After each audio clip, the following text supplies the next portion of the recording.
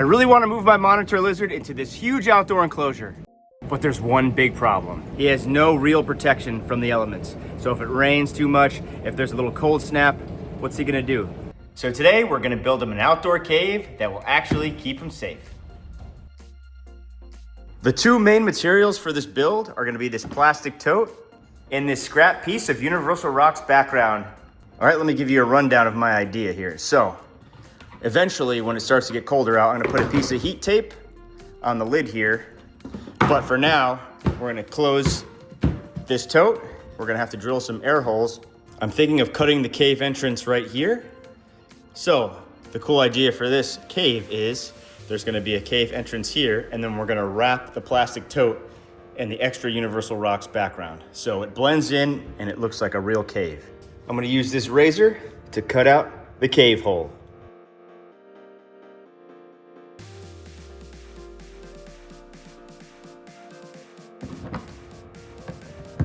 There we go. I'm also gonna save this piece, so if he's outside and he's in here and I need to get him inside real quick, I'm gonna come up with a way to connect this so I can close him in while I bring him inside. Say if it gets way too cold or something. I'm just gonna drill a few ventilation holes on the back because the back is not gonna be covered by the Universal Rock's background. So let's just drill a few holes. I know the front will have a big one, but it's just good to get a little bit of ventilation.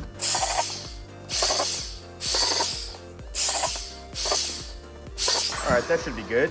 Okay, so next I'm gonna lay the cave on its back, and then we're gonna lay the Universal Rock's background on top of it. So I could use these nuts and bolts to secure the Universal Rock's background to the tote.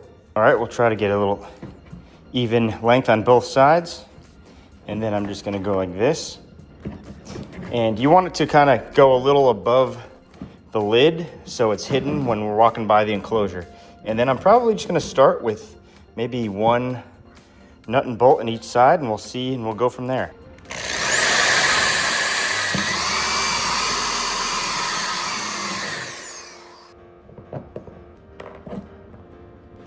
Then we can take the lid off.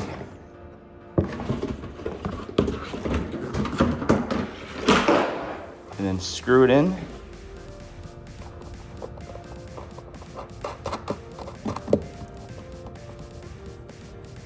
Get it as snug as you possibly can. Bam.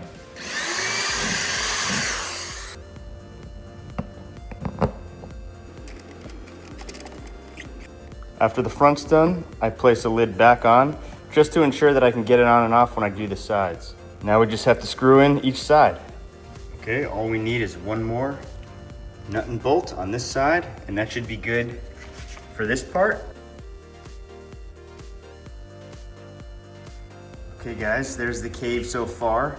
I kind of like the shape it turned into. It kind of just looks like a regular rock structure. And the next step will be cutting the hole of the cave. I'm just gonna simply go in through the inside here and figure out exactly where I need to cut on the Universal Rocks. And I just want to cut and make it as close to this shape as possible. It might be a little off, but that's okay, because actually the more off it is, the more real it looks.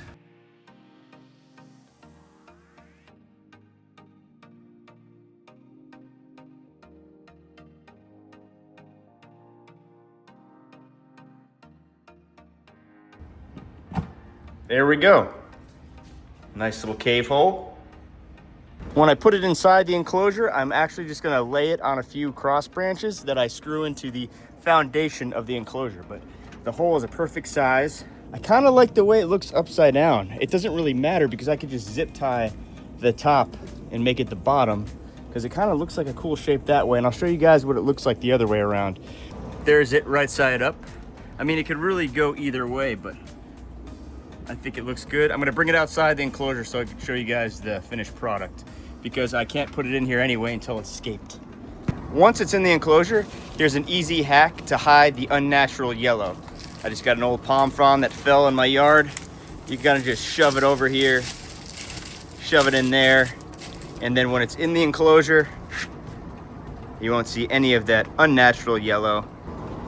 And this is my DIY Universal Rock's tote cave. If you like this video, hit that subscribe button, tap that like, and ring that notification bell. Thank you guys for watching Tommy's Reptiles.